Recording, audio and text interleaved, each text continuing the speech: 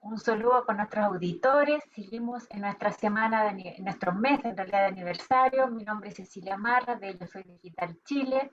Estamos junto a Trinidad Siles, a Gabriela Oces, a Maite Camus, a Alejandro Márquez, acompañando. Y queremos saludar especialmente a Italia, que nos está escuchando Eddie, nos está escuchando Elba de Argentina, con todos sus amigos, nos está escuchando José de Colombia, y ayer estuvimos con una gran amiga que esperamos tener algún día una alianza con ella, pero nos prometió que ella tiene una asociación, una organización llamada AMIT en Perú y va a escuchar los cuentos que tenemos en Yo Soy Digital Chile con todos sus alumnos, así que estamos tremendamente honrados con eso. Le mandamos un tremendo saludo a Roxana Ruiz y por supuesto a nuestras queridas auditoras. Isabel Mejía, gracias por tu comentario en YouTube. Se agradece montones el detalle con el que nos comentas. A Irka Sosa, todas las colaboradoras de Senama, un tremendo abrazo. Y queremos darle un saludo a nuestros auditores y anunciarles que vamos a hacer un concurso que va a ser realizado a fin de mes. Le vamos a regalar un libro, aquí lo tengo, Las diosas de cada mujer. Así que vayan escribiendo en nuestro YouTube, vayan dando like, porque con todas las personas que van a hacer esos comentarios lo vamos a rifar de manera transparente en el mismo programa. Así que vamos a estar todo este mes de aniversario y vamos a tener sorpresas. Así que ahora les doy la bienvenida con Trinidad con este cuento que nos lleva a nuestra infancia. Adelante, Trini. Queridos auditores, muy querido panel, hoy les traigo un cuento de una gran escritora canadiense, premio Nobel. El cuento se llama Juego de Niños. La gente creía que Marlene y Charlene, de 9 años, eran mellizas. Había sido Charlene la que había tomado la iniciativa para que fueran amigas. Marlene era más tímida, más insegura. Las dos tenían el pelo castaño. Una de ellas tenía los tobillos y las muñecas más gruesas. A las dos les habían quitado las amígdalas. Charlene era la única mujer en su familia. Marlene, en cambio, era hija única y por lo mismo mimada, metida en sus propios rituales y aversiones. Ambas se hicieron confidencias. Charlene le había contado la repugnancia que le produjo ver a su hermano desnudo teniendo sexo. Marlene le habló de su vecina Vesna. Era poco antes del comienzo de la Segunda Guerra Mundial, al final de la Depresión. En el pueblo, la mayoría de los padres pertenecía a la Iglesia Unida, cuyo estilo era sencillo y laico. El padre de Marlene era profesor, tenía trabajo fijo, pero poco dinero. Ocupaba en un lado de la doble, en el otro vivía la señora Home, que acogió a su supuesta nieta, Berna, no Vesna, a quien Marlene comenzó a tener aversión. Berna era delgada, tenía una cabeza pequeña, una piel descolorida. Aún no había aprendido a leer ni a escribir, ni a jugar con la pelota. La madre de Marlene trató de protegerla diciendo que su conducta no tenía nada de censurable. Sin embargo, hostigaba e invadía los espacios íntimos de Marlene. En un momento dado, no soportó más su intromisión y agachando la cabeza se lanzaba contra ella y le daba un cabezazo en el estómago. Iban las dos al colegio, aunque a Berna la pusieron en una clase especial. Para espanto de Marlene, en el colegio, un día una compañera le preguntó incluso si era su hermana. En el siguiente otoño, el padre de Marlene consiguió finalmente mudarse a unas cuadras de la antigua casa y así la niña evitó por todos los medios verla.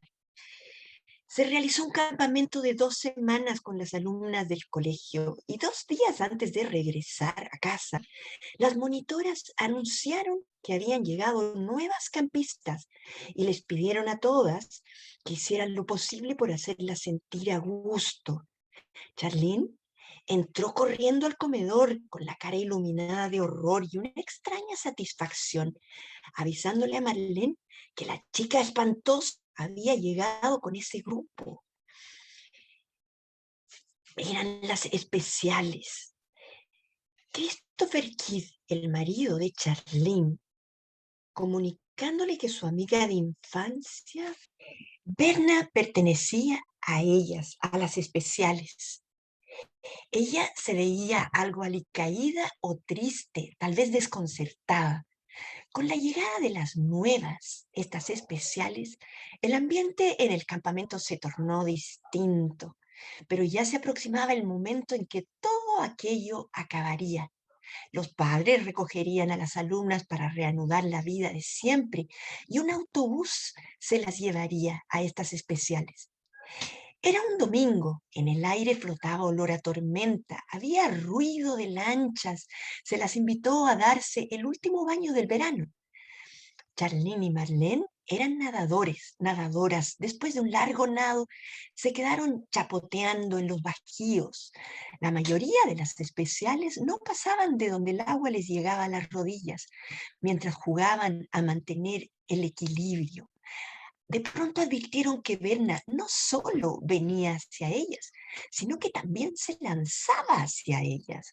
Había mucho barullo de voces y gritos. La cabeza de Berna no asomaba de pronto a la superficie. Ella se movía pausadamente, ligera como una medusa. Charlene y Marlene tenían las manos sobre ella, sobre el gorro de goma. Se miraban fijamente, jubilosamente, sin prestar atención a lo que hacían sus manos. Su cabeza se empeñaba en subir. Habían ido muy lejos para echarse atrás. No tenían elección. Todo aquello les llevó más de 2 minutos. Dieron aviso de que se había acabado el baño. Recogimos entonces nuestras pertenencias y nos subimos a los coches de sendos papás. Marlene no recordaba cuándo se había separado de su amiga. Empezó la inquietud en el campo. En la playa, inmediatamente la angustia, faltaba una de las especiales, Berna. A esa altura ya nos habíamos marchado. Ambas amigas perdí el contacto. Años más tarde, Marlene vio por casualidad el retrato de la boda de su amiga. Ambas amigas perdieron el contacto. La boda la boda de Charlene se había celebrado en Guelph. El novio era canadiense. Curiosamente y sin saberlo, las dos habían estudiado en distintas universidades, pero en la misma ciudad de Toronto. Jamás coincidieron. Marlene hacía un posgrado en antropología. Había decidido no casarse, pero sí tener amantes. Pudo haber conseguido la dirección de Marlene, pero no lo hizo. Pero ella sí le escribió 15 años después en forma muy afectuosa, contándole que lamentablemente no había podido tener hijos, pero que vivía atareada con trabajos de voluntariado y a cargo de la dirección de una biblioteca. Ni así Marlene se puso en contacto con ella. Recibió una segunda carta. Esta vez era Chris Kidd, el marido de Charlene, comunicándole que su amiga de infancia se estaba muriendo de cáncer de pulmón en el Princess Margaret Hospital de Toronto. Él sabía cuánta estima le tenía. Marlene le escribiría una nota diciéndole que ella había estado afuera. No obstante, se acercó al hospital. Charlene seguía con vida. Su enfermera le transmitió que dormía, pero también, como esperaba Charlene que ella fuera a visitarla. Le entregó un sobre con su nombre. En la misiva le pedía que sin que quería que supiera el contenido de la carta, que por favor fuera a la catedral de Guelph y preguntara por el padre Hofstadter. Con mucha dificultad logró ubicarlo. Ella misma lo llevaría al hospital. podría haber tenido la sensatez de haberle abierto al vislumbrar el perdón inmenso, aunque engañoso, pero no, esas cosas no eran para ella. Lo hecho, hecho está. Durante mucho tiempo, de pronto, te desprendes del pasado con facilidad y de una forma que parece automática y adecuada. Las escenas del pasado, más que desvanecerse, dejan de tener importancia y entonces se produce una brusca vuelta atrás. Lo que está acabado y bien acabado resurge de repente, requiere tu atención, incluso que hagas algo al respecto, aunque salte a la vista que no se puede hacer nada.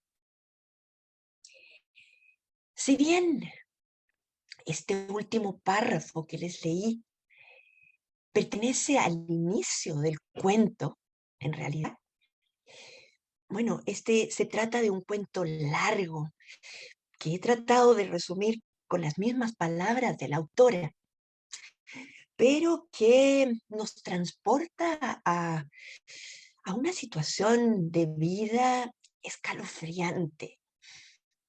Es un cuento intenso, crudo, cruel, que nos hace ver la naturaleza humana, lo que es capaz de llegar a ser.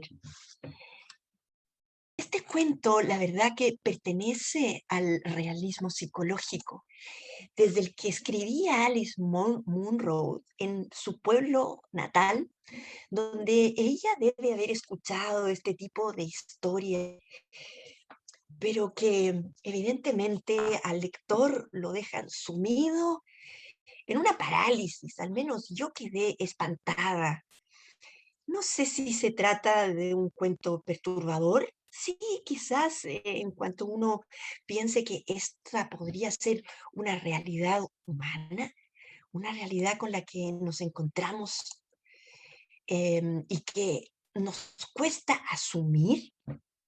Sí, estas dos chiquillas, las dos muy solitarias de niña, se habían confabulado en esta amistad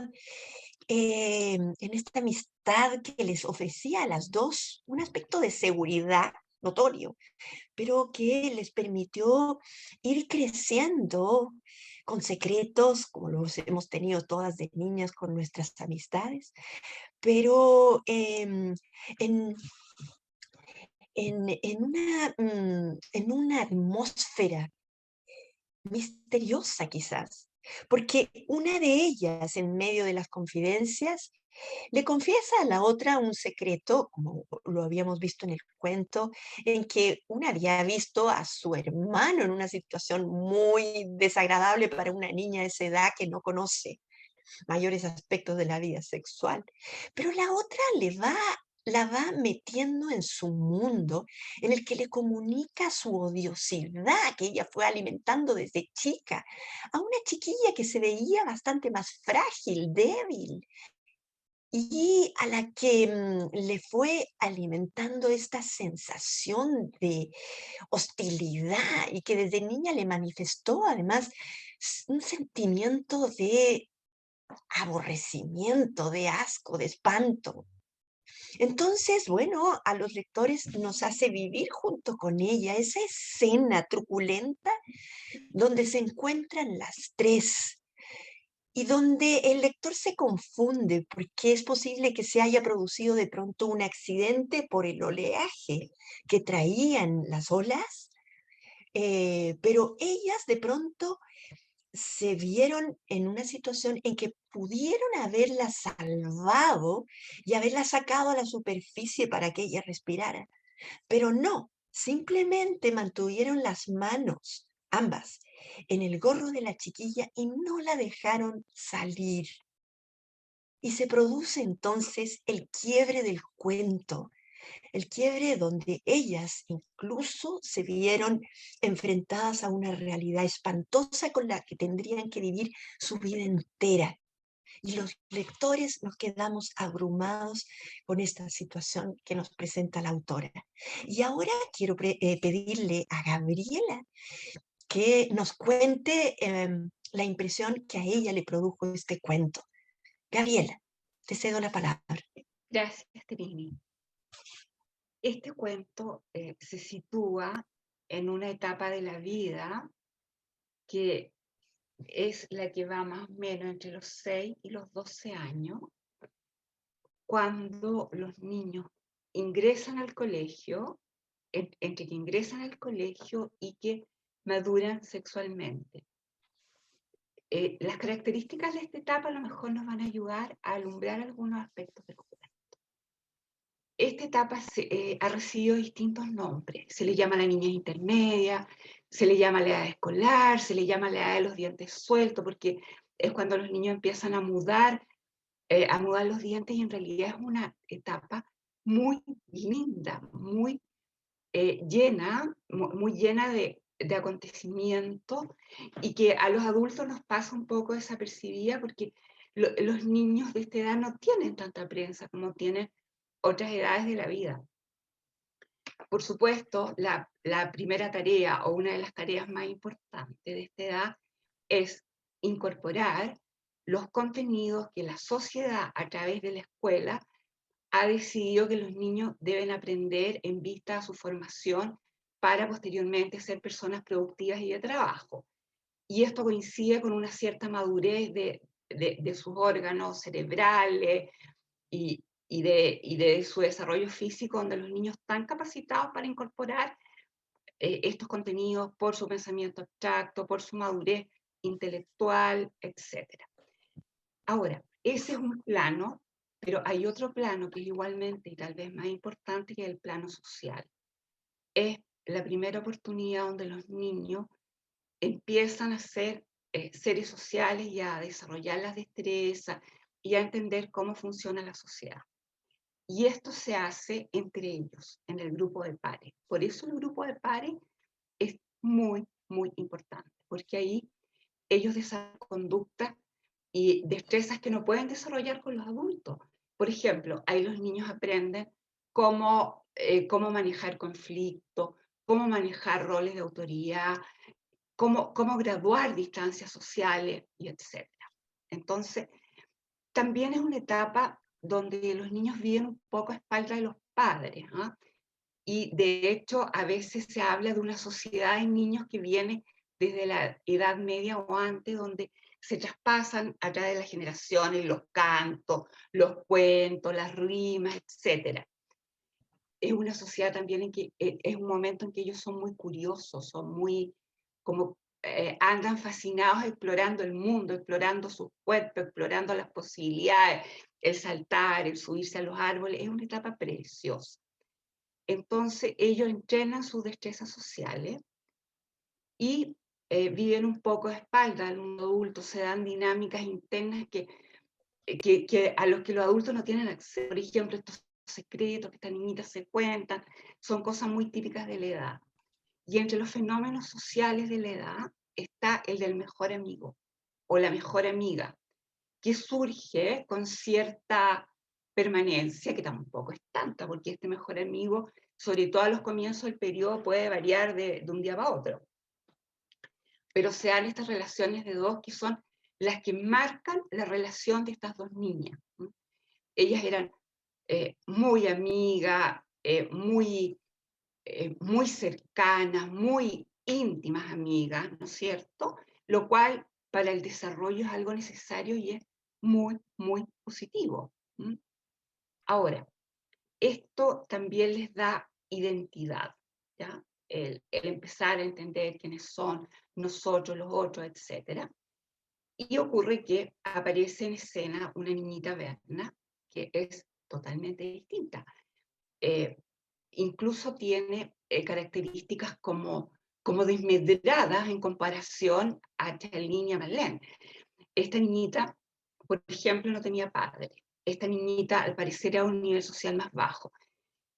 Tenía alguna discapacidad porque pertenecía a este grupo de las especiales. O sea, la segregación no parte por las niñas protagonistas, parte por la condición social y por cómo el medio trataba a esta niñita, donde estaba incluso en un grupo que eran las especiales. Y las especiales, y al parecer da la impresión que esta niñita tenía un cierto retardo, que iba en otro curso, tenía ciertos estigmas físicos, tenía la cabeza chica, era demasiado flaca, tenía los dedos demasiado largos, no iba al mismo curso, estos cursos más encima entraban horas después de las otras al colegio, o sea, había una diferencia y también parece que no tenía características muy agradables que hacían que le causara repulsión a una de las protagonistas. Le metía pastillas en la boca, cosas de ese tipo. No era una niñita muy hábil socialmente. Entonces, esta niñita configura el otro, configura una otredad, ¿ya? Que se vive como peligroso, como desagradable, y esto reforzado por la identidad y esta relación tan cercana que tenían las dos protagonistas. Ahora, si nosotros nos ponemos a pensar, es menos humano ver al otro distinto, peligroso, infeliz. Es decir, estas niñitas simplemente están recogiendo lo que incluso en nuestro hoy podemos ver. Y en toda esta dinámica también le hacen el vacío, le hacen la isla, ¿ya? Eso es como lo que más aparece en el cuento, aunque también aparece un episodio de bullying activo, en lo que leía la Trini cuando le pegaba, una protagonista le pegaba con su cabeza en la guatita a esta niñita Berna. Por lo tanto, Berna se convierte en el otro peligroso, en el otro al cual hay que excluir, lo cual cabe pensar que ella lo vivió con mucho dolor, porque lo excluido desde esta edad lo pasan pésimo. Los niños excluidos lo pasan sumamente mal. En este contexto se cruza esta fatalidad de cuando están en el lago y estas niñas van y hacen esta conducta que también tiene que ver un poco con el desarrollo moral. El desarrollo moral en ese minuto es a lo más, digamos, es lo adecuado, es lo adecuado a los ojos de los demás. Y acá a ellas se les cierra el mundo porque lo que hacen es lo que aprueba o aprobaría la otra. Y eso también es concordante con el nivel moral en el que ellas están por su proceso de desarrollo. Dejo hasta aquí mi comentario, esperando haber alumbrado un poco el contexto, la situación y las características de los personajes por la edad, que tienen por la edad en la cual se da este episodio, y le doy la palabra a Mai. Gracias, Gabriela. Un saludo muy cariñoso a todos nuestros auditores y también un agradecimiento a Trini por habernos traído este cuento de Alice Munro, que sin lugar a dudas a nadie nos dejó impávida frente a los sentimientos tan profundos que nos generó como lectores, ¿verdad? Yo lo analizaría desde dos, también parecido a las líneas de análisis de Gabriela, desde dos puntos de vista. Primero, cómo ha cambiado la educación del primer, por así decirlo, de nuestra primaria o educación básica, los niños más hasta 12 años, ¿verdad? El segmento entre los 6 y 12 años aproximadamente. En este contexto, bien, me parece muy adecuada el punto de la falta de inclusión que se vivía en la educación de esa época. Decían el grupo de las especiales, y todos sabemos que la mejor forma de no incluir a un grupo de nuestros alumnos es declarándolos como especiales, o sea, ellos algo tienen que no pertenecen a nosotros, algo tienen que no son iguales a nosotros, ¿ya? Entonces, si queremos lograr un buen desarrollo de este grupo de alumnos, lo peor que podemos hacer es llamarlos especiales, ¿ya? Porque no los estamos invitando a nuestro mundo, no los estamos invitando a ser parte de el grupo de alumnos, entre comillas, del resto de la clase. ¿Ya? Afortunadamente, la educación y la pedagogía actualmente apunta mucho y nos dirige mucho hacia lo que es generar espacios de inclusión, donde no existan niños especiales ni niños diferentes, sino que todos puedan compartir desde sus propias particularidades, desde sus propias fortalezas, y aporten a este mundo lo que ellos tienen. Todo es valioso, por eso hay que incluir, no hacer estas separaciones que veíamos en este triángulo de 3 chicas, que finalmente esto de separar las otras 2 de por vida.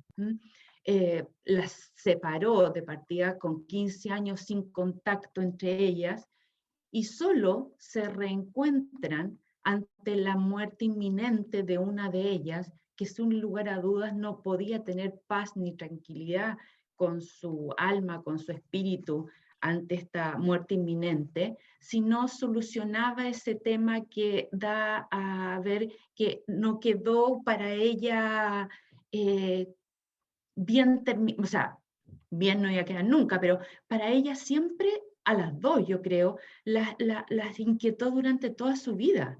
Entonces, frente a la muerte, ella dice, no, tengo que hacer algo frente a este tema que no se ha resuelto, ¿ah? Para ninguna de las 2.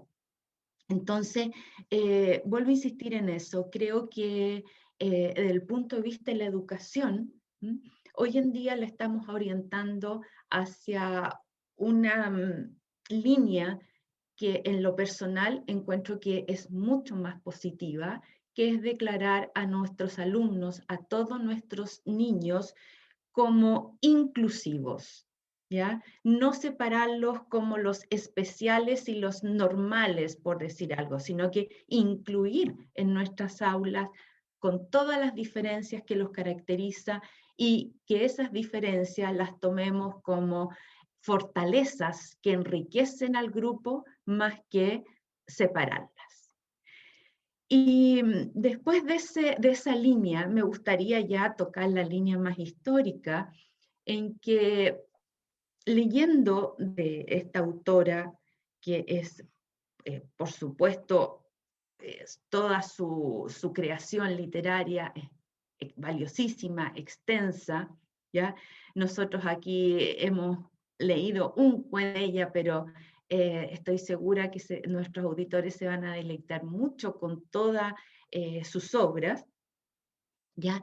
Decía que la vida de los personajes que crea se desarrolló en una granja de Canadá, una granja en el ámbito rural, por supuesto, a finales de la Gran Depresión. Nos estamos refiriendo a la Gran Depresión del año 1929, esta Gran Depresión que se genera en Estados Unidos, específicamente en Nueva York, con la caída de la bolsa de Wall Street, y que sus repercusiones van a ser tan grandes que afectaron a nivel mundial, ¿ya? Porque no olvidemos que todas nuestras redes económicas van encadenadas, ¿ya? Si se derrumba la economía, la bolsa de Wall Street, se produjo más bien en Estados Unidos la quiebra de las fábricas, ¿ya? De los medios de producción en Estados Unidos, y con eso la situación social es dificilísima. Me refiero a desempleo, me refiero a duras condiciones económicas, empiezan la pobreza, el hambre, debido a la falta de trabajo. Si Estados Unidos está en esas condiciones, Europa tiene una directa relación. ¿Cómo afecta esta situación de crisis económica, producto de esta gran depresión en Estados Unidos a Europa? Europa está en la época de la reconstrucción. Se está reconstruyendo sus ciudades, sus campos, sus actividades económicas después de una guerra. Después de la Primera Guerra Mundial, las ciudades europeas quedaron destruidas, los campos agrícolas, primero había que sacar las bombas, sacar las minas, por así decirlo, todo lo que eran los desechos de guerra para poder hacerlos productivos. Y para eso necesitaban los préstamos que venían desde Estados Unidos para la reconstrucción. Si Estados Unidos está en ese nivel de presión, no va a poder cumplir con los préstamos que estaba haciendo para la reconstrucción europea.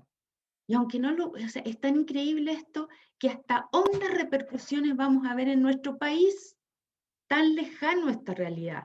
Ustedes dirán, nuestro Chilito, ¿qué tiene que ver con esa depresión que vivió Estados Unidos y que afectó a Europa? Bueno, en la década de 1930, nuestro país era exportador, característica que, bueno, lamentablemente seguimos manteniendo, ¿verdad?, en que exportamos materias primas. Nuestra economía ha tenido la característica de ser exportador. La base de nuestras exportaciones se basa en las materias primas. ¿A quién le exportamos materias primas? Bueno, a la fábrica, a las industrias que necesitan nuestros materiales para su producción. Si esas fábricas, si esas industrias en Estados Unidos están quebradas, cerraron, ¿necesitarán comprarnos nuestros minerales? ¿Los minerales chilenos que exportábamos? No, no lo van a necesitar.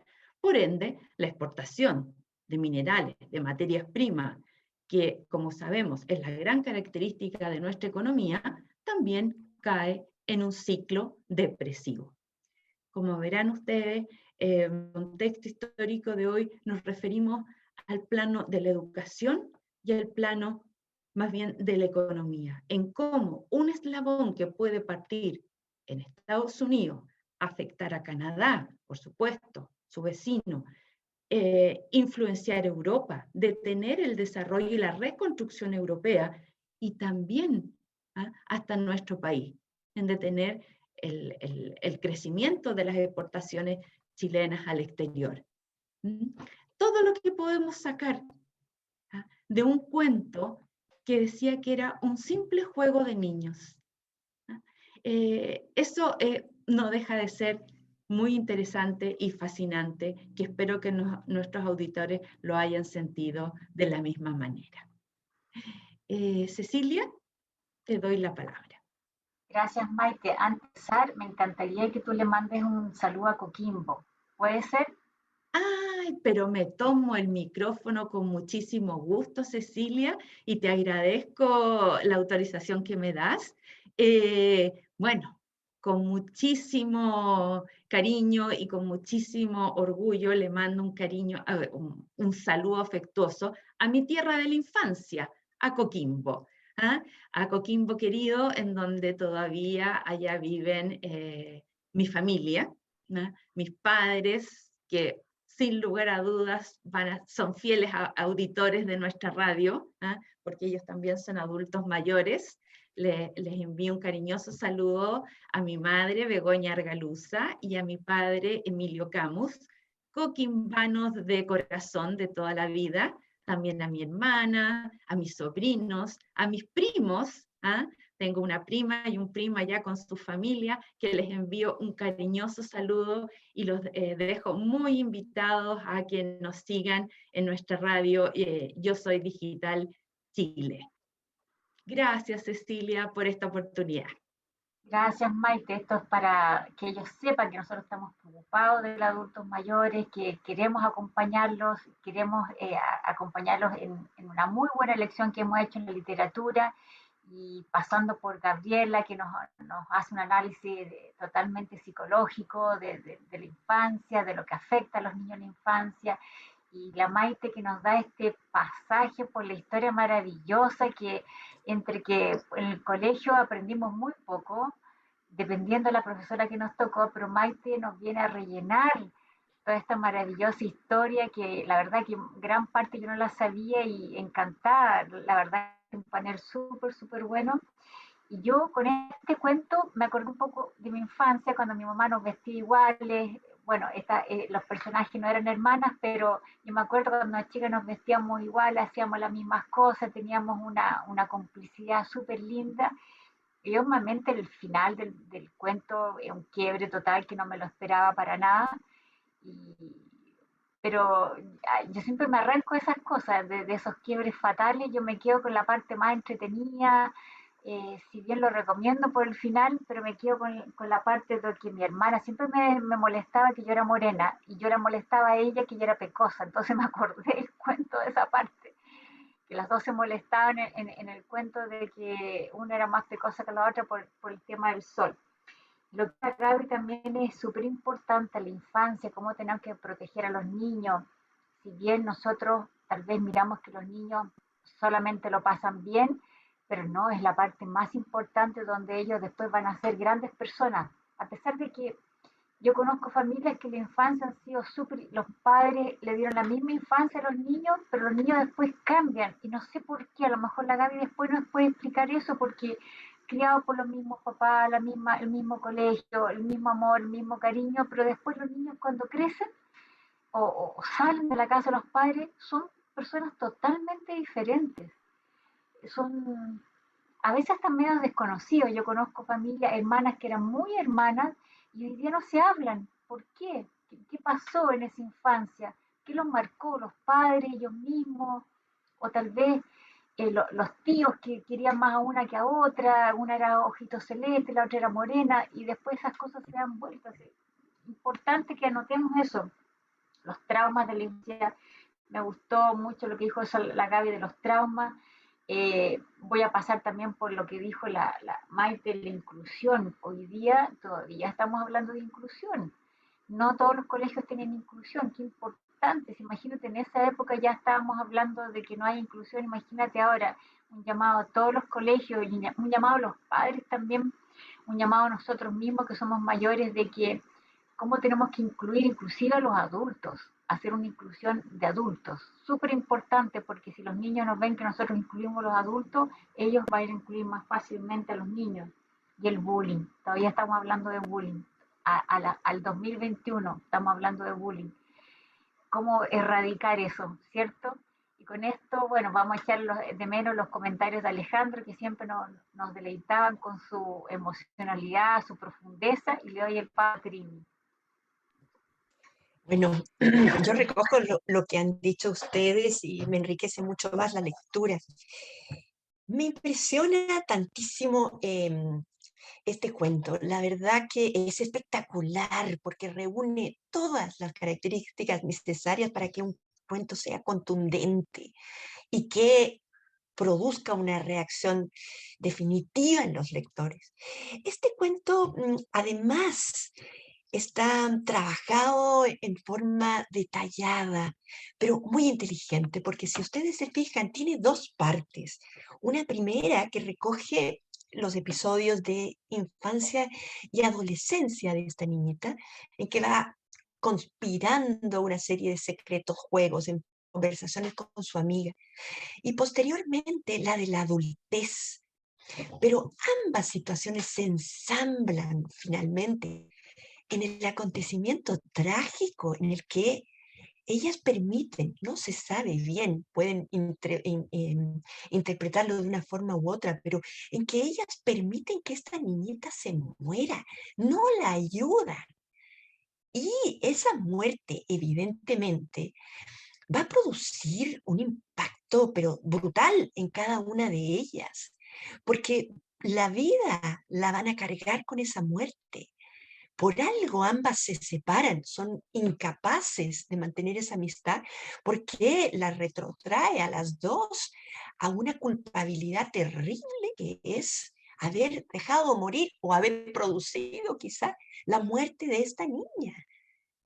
Una de ellas, de hecho, decide desde un comienzo no casarse, tener una vida un poco más libertina, tener muchos amantes, una manera de distraer un poco la memoria con la que se tiene que encontrar a cada rato, que es justamente la culpa.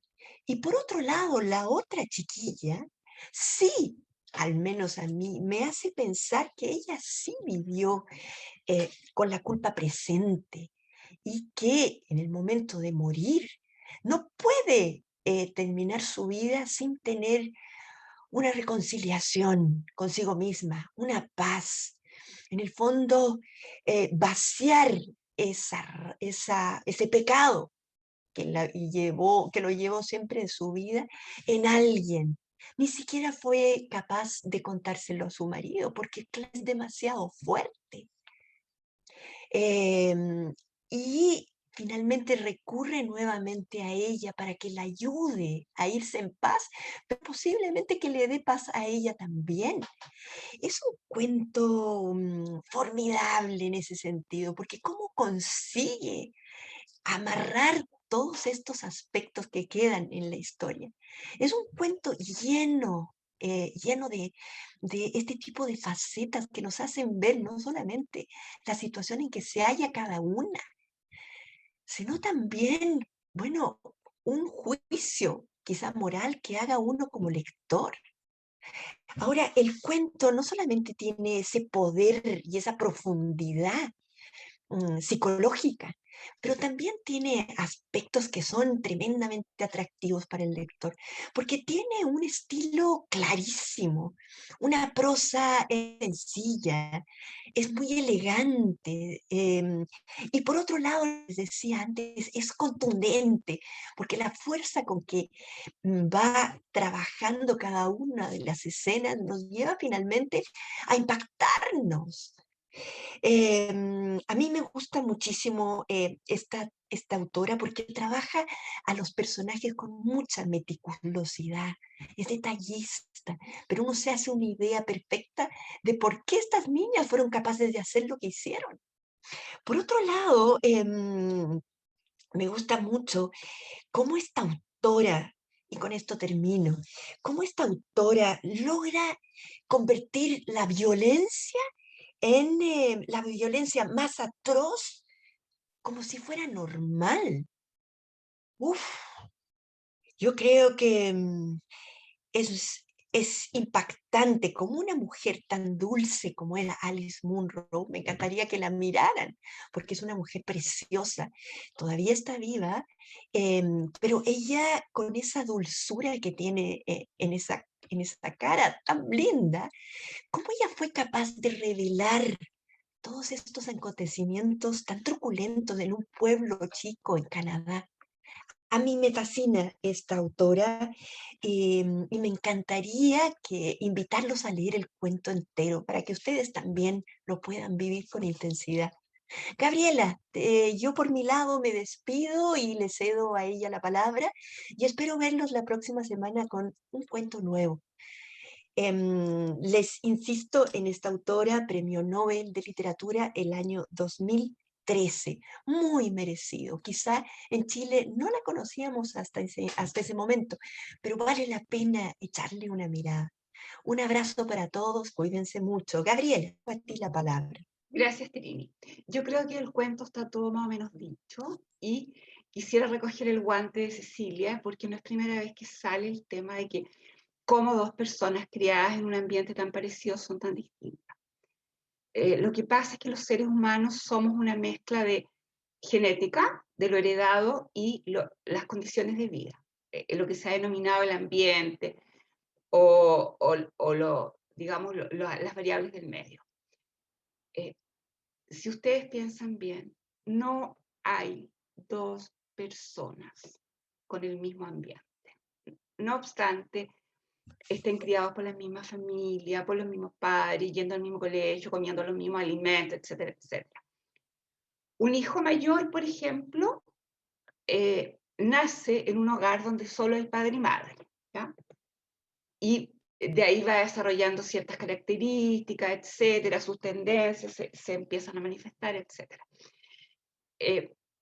Esa familia tiene un segundo hijo, ya que tiene la misma crianza, como digo, pero ese segundo hijo no vive en el mismo ambiente que el primero, porque tiene un hermano mayor, ¿ya? Entonces, no es el mismo ambiente, exactamente, porque todas estas relaciones, toda esta casa con que se encuentra, va a otro curso, tiene otros amigos, tiene otro grupo de pares, por mucho que los hermanos compartan amigos, y todo esto es tan sutil, que es lo que muestra el cuento. El cuento es muy fino en su análisis. Entonces, no es así. Lo grueso es común, pero lo fino difiere.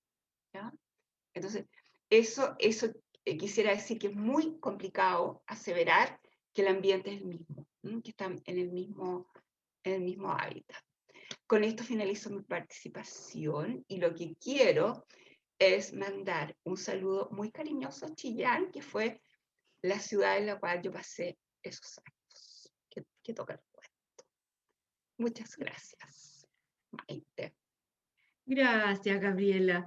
Bueno, yo me sumo a los comentarios de ustedes y tal vez, Trini, podríamos, ya que mencionaste que la señora Alice Munro todavía se encuentra, o sea, está viva, está con nosotros, y poder invitarla para que nos ayude a revelar los misterios de este cuento, ¿verdad? Como nuestra radio está destinada al adulto mayor, ella sería una invitada de lujo, ¿verdad?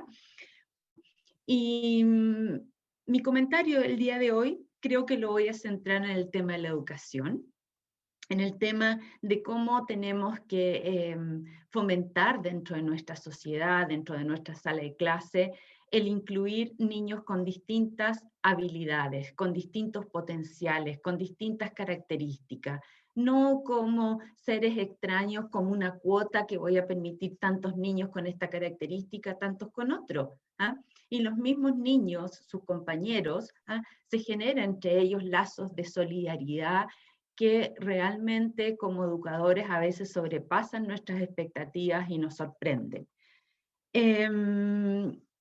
Me sumo a Gabriela el día de hoy y mis abrazos de despedida y finales, nuevamente los reitero hacia mi tierra de infancia, Coquimbo, la ciudad entonces de esas playas tan hermosas y donde tengo mi familia, así es que reciban un cariñoso saludo desde nuestra radio. Muchas gracias y hasta la próxima semana. Yo antes de despedirme voy a hacer algo distinto hoy día. Voy a compartir la foto de Alice Munro. ¿Te parece, Trini? Me encantaría. Vamos a compartirla. ¿Ven? No, todavía no. A ver, vamos a ver. Vamos a verla acá para que los auditores vean. ¿Ahora la ven? No todavía. Sí, ¿No? Hay yo varias sí. fotitos, sí. Sí. Bueno, aquí debe ser cuando está joven, ¿cierto? No, yo creo que esa es la hija, me da la idea. A la hija, porque La tenía hija, de libros. hecho, recibió el premio Nobel. Ella no pudo Ah, acudir porque ya estaba ah, medio enferma. debe ser Pero una de estas dos. es Sí, ella, sí, es es Esa, ella. ella. para que nuestros Ella, auditores claro, vean. es Debe ella. ser la hija, claro, que está recibiendo todos los libros. Mira todos los libros que ha escrito, para que nuestros auditores vean y se animen a leerla. Qué entretenido. Hicimos algo distinto hoy día.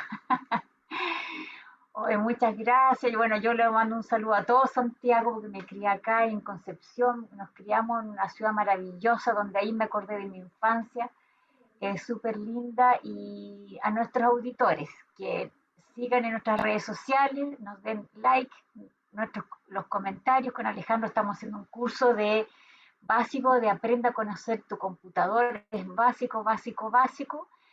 Sobre el Windows 10, qué significa abrir un computador y ver este programa para que ustedes se familiaricen. Sigan en nuestras redes sociales, denos like, un saludo a todas las personas que nos están viendo y a fin de mes vamos a hacer este concurso del libro que les había comentado para que ustedes lo ganen. Y en caso que lo tengan este libro, las diosas de cada mujer se lo pueden regalar a una amiga, a un amigo, a una hermana. Ustedes verán, vamos a regalar 2 libros. El otro libro se llama Flores para tu espíritu. Hay 2 libros, así que hay libro para todas las personas que nos van a escuchar. Me comprometo dentro de Chile poder mandarlo y si es para afuera, bueno, buscaremos a un viajero por ahí después de la pandemia que lo lleve si se lo gana alguien de afuera. Así que un beso, un abrazo grande a todos. Un saludo a Alejandra, a Jocelyn, que por trabajo no nos pudieron acompañar que tengan una maravillosa semana. Hasta la próxima. Chao, chao, chao.